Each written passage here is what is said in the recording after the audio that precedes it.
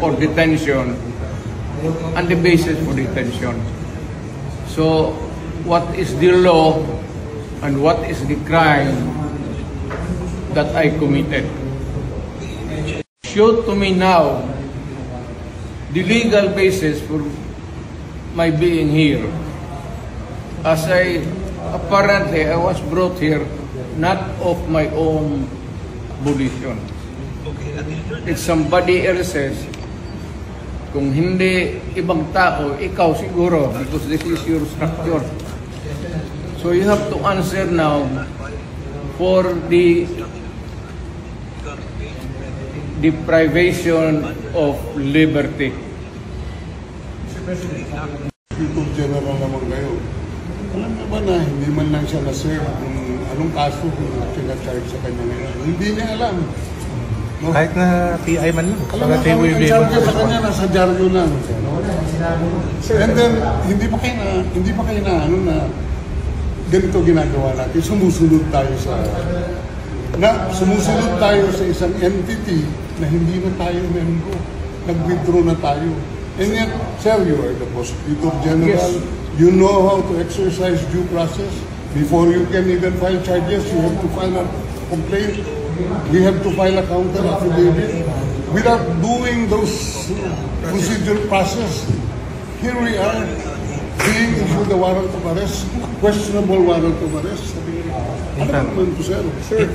There's naman doon blooper, puro pagdating sa trial gan, tatawagin kita sa witness stand. Sabihin ko, you're the person who arrested me. May I know the reason why? Have you read the documents? Or at least, have you read the case at that time when you made the arrest? So that you would be guided to what you should know. Yan lang yan. Magkaibigan tayo, galing ako gobyerno. Say that not really appear on non-appearance, but I will deal with the problem directly, frontally. As a lawyer, gagamitin ko na yung pagka-abogado ko.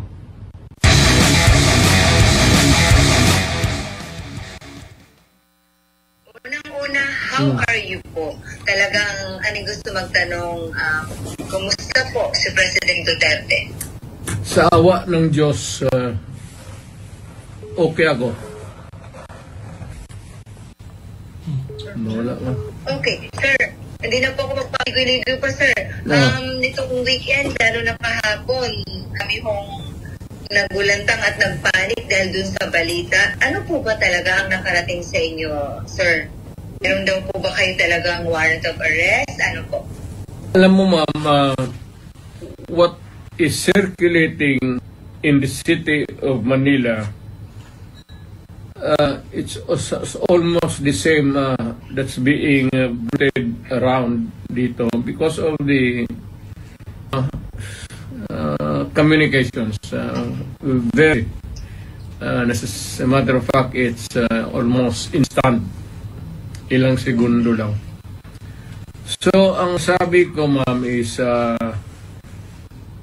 though I do not claim ignorance about the move before and long before and after a few months of respite, nandiyan na naman yung issue. So, I guess this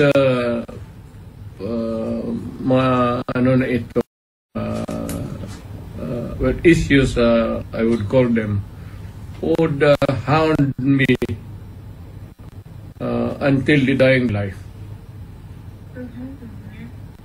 Okay, so ano to, sir? So they won't really stop. Again? So talagang hindi sila titigil, sir? No, as I remain, mainly if I remain to be a politician all the year round.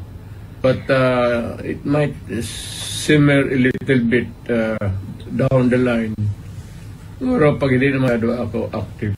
But for as long as I am there in the political arena of the Republic of the Philippines, I would be a constant, not really issue, good copy for whatever I say or whatever I do, and what happened yesterday and what will happen tomorrow.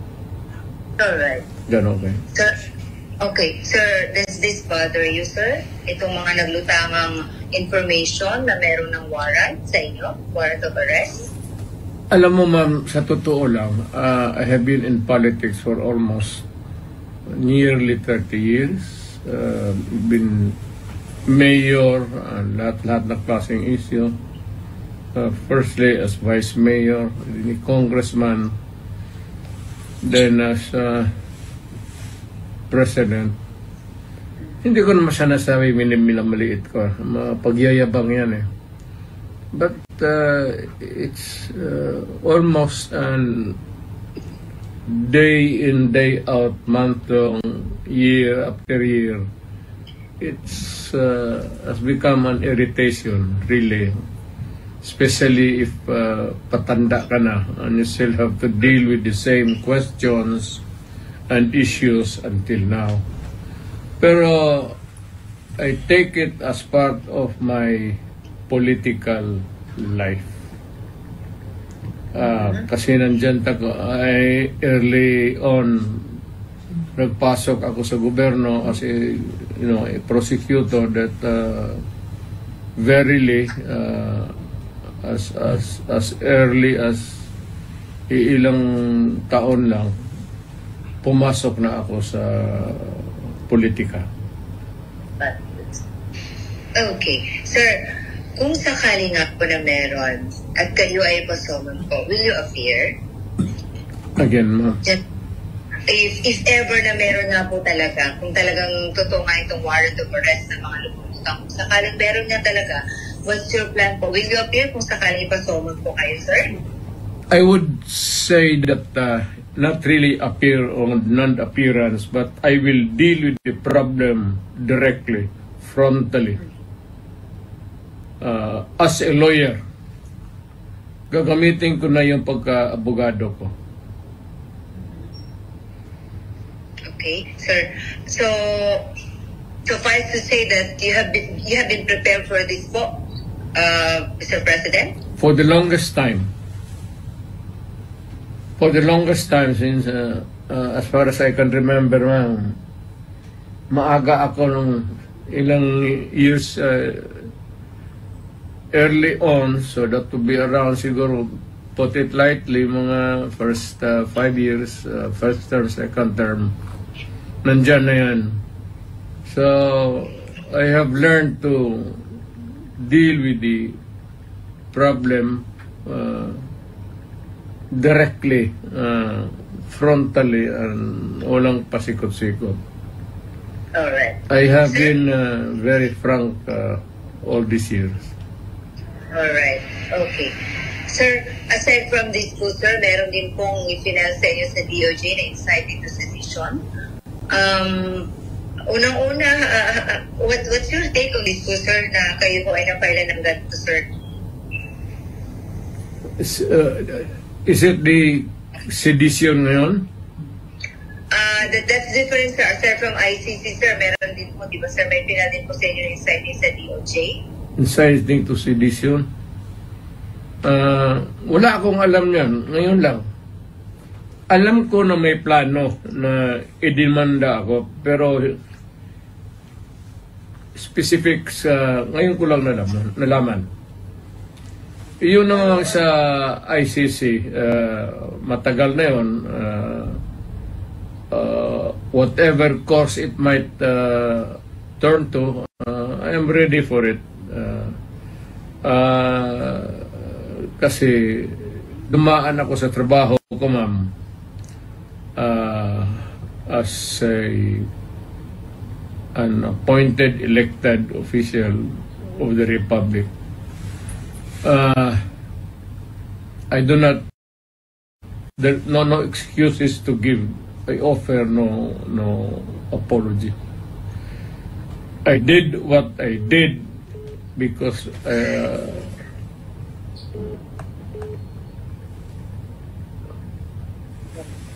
Okay. Well, sir. to continue, I said I did what I had to do kasi trabaho ko at ginawa ko. Whether or not it would run me down or push me up, it's too early on it for history to make the accurate count. Wala ako. I do not want to judge myself, except that I answer the problem, the questions, whenever it crops up. Attorney Sal, dito muna tayo sa demeanor ng dating presidente. Kalmado, tanggap niya kung ano man ang mangyayari at walang bakas ng kaba sa dating presidente. Sir. Vintage Duterte naman yun. Ever since naman, hindi ba, matagal niya lang sinasabi. Wala siyang takot, walang pangamba sa puso niya. Wala siyang regrets. Ginawa niya ang dapat niyang gawin bilang isang opisyal, whether kung siya ay in-appoint na piskal at nahalal na mayor, vice alcalde, congressman at presidente. Siya yung tipong wala siyang agenda sa sarili. Pag wala kang kasing agenda, wala kang kinatatakutan. Kung ano lang yung batas, yun ang gagawin mo. Yun ang Duterte. Kaya dumating ang panahon ngayon na hinahanap ng kasaysayan ang kanyang paninindigan at hinanap niya ang hamon ng kasaysayan. Narito siya ngayon. Nakahanda, buong tapang at buong mahinaw na harapin niya bilang isang mamamayan at bilang isang abogado. Opo, sir.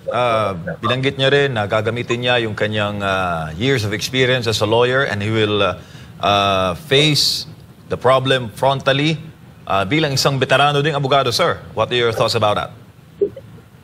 Tama yun. Kasi marami namang mga tinatawag na remedyo sa batas. For instance, yung warrant of arrest, as far as I'm concerned, illegal yun. Kasi, even assuming na meron nga, kasi ang gawin, hindi natin alam kung may hawak siyang hard copy. Siguro, kaya nila hindi pinapapasok yung abogado. Kasi si Secretary Bello, abogado yun. Siyempre, questionin niya, hanapan niya ng hard copy. Kung walang maipapakita, di siyempre, magkakaroon sila ng problema. Pero kung walang sasalubong sa kanyang abogado ron, at didiretso nila sa krami, di, nahuli mo na. So, pero may mga remedyo naman. We can question the validity of the arrest. Ang pinakamaganda ngayon sa akin, sa ngayon, bilang isang abogado. Kasi pag magpapile ka pa ng petition ng kung ano-ano sa Korte Suprema, matagal yan. Dahil pag nag-file ka, pasasagutin yung gobyerno, papasagutin ka. Kung ako ang abogado, ang gagawin ko, magpapile ka agad ako ng as soon as he is arrested, magpapile na ako ng habeas corpus. Kasi pag habeas corpus, ang Korte Suprema, mabilis.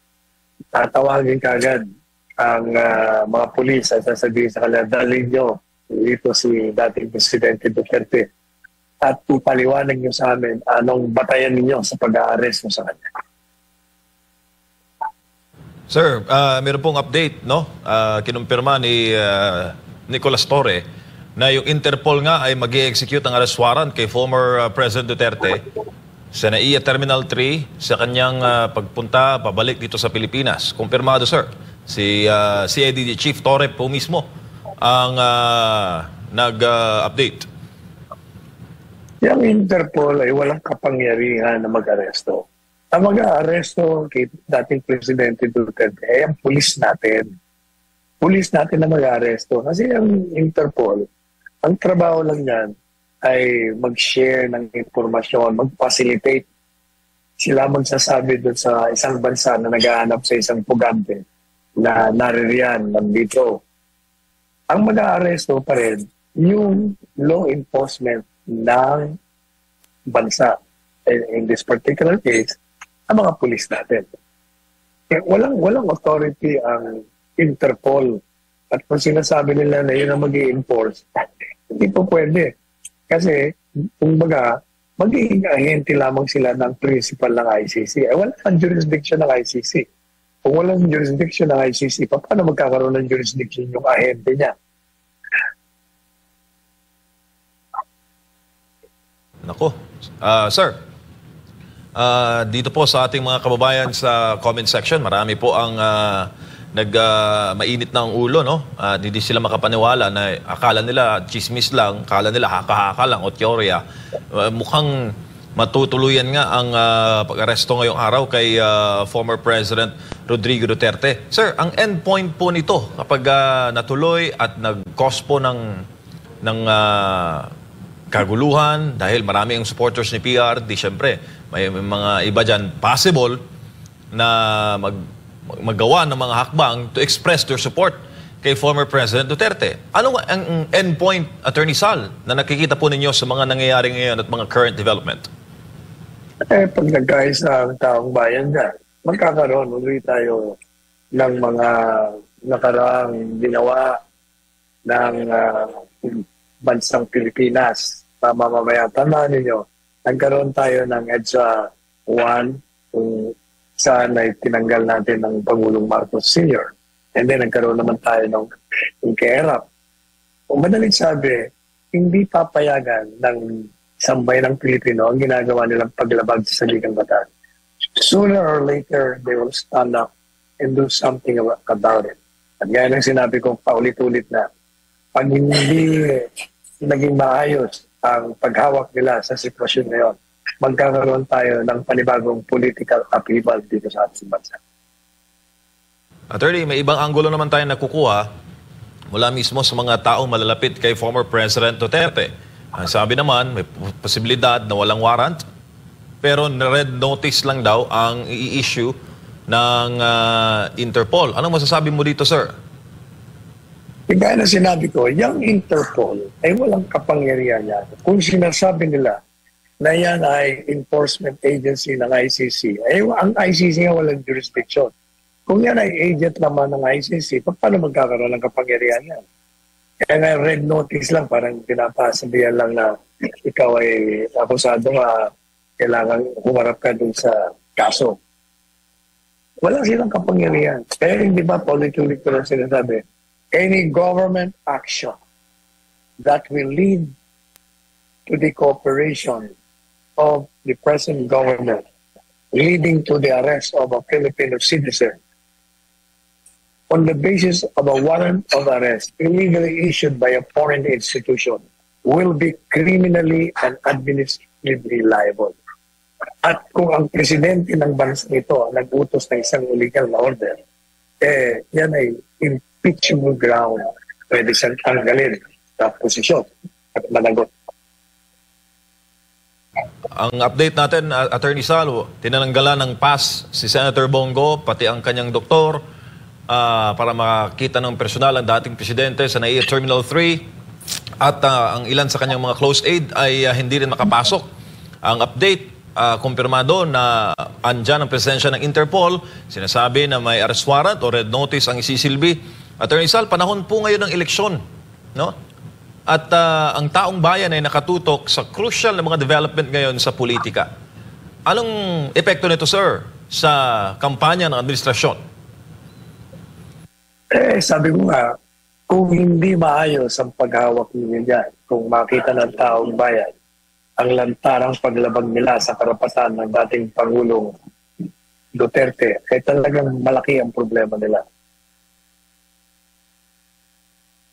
Nako, Attorney Sal, ayon sa ating mga kababayan dito sa ating YouTube stream, Bakit raw ganila tinutuluyan ng dating presidente?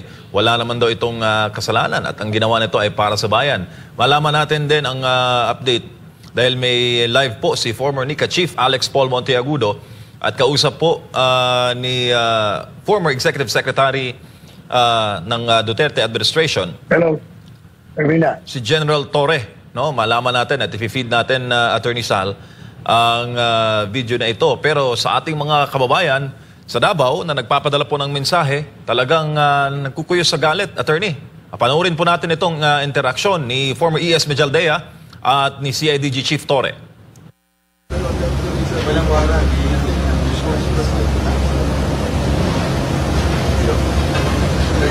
Red notice lang. Walang wala. Nalinis na yung liway. Ano nyo na Serious illegal detention yan. Red notice is not Red notice is supposed to be issued and only be issued based on a warrant of arrest, but there should be a copy of the warrant of arrest.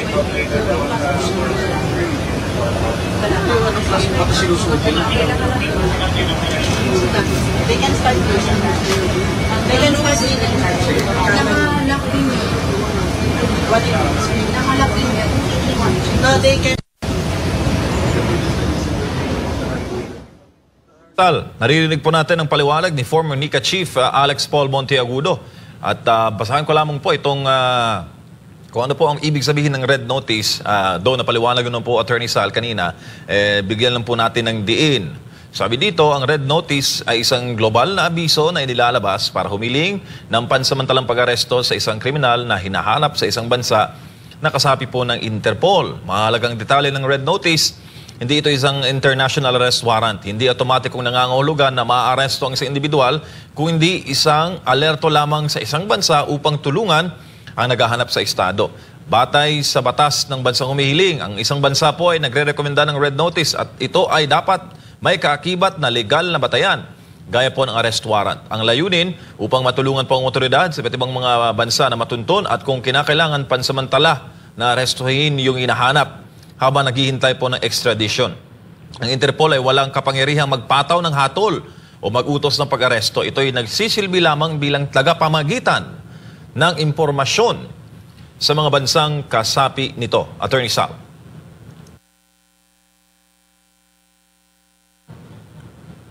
Pabalikan natin mamaya si Attorney Sal Panelo. Mukhang may mahalagang kausap. Kumpirmado po mga kababayan ang mga hakbang laban kay former President Rodrigo Duterte at nasa NAIA Terminal 3 ang team ng SMNI para po ihatid ang buong detalye sa mga ganap dyan.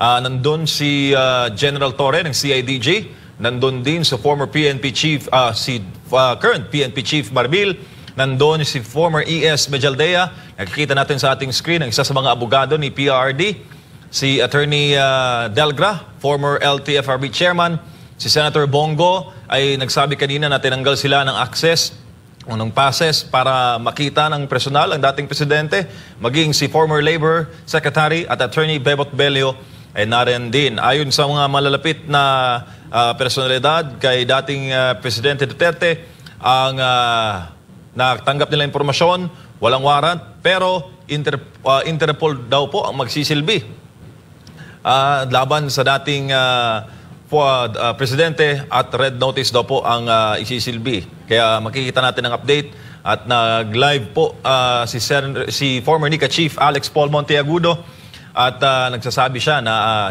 illegal nga yung gagawin ngayon na pag-aresto kay former President Rodrigo Duterte.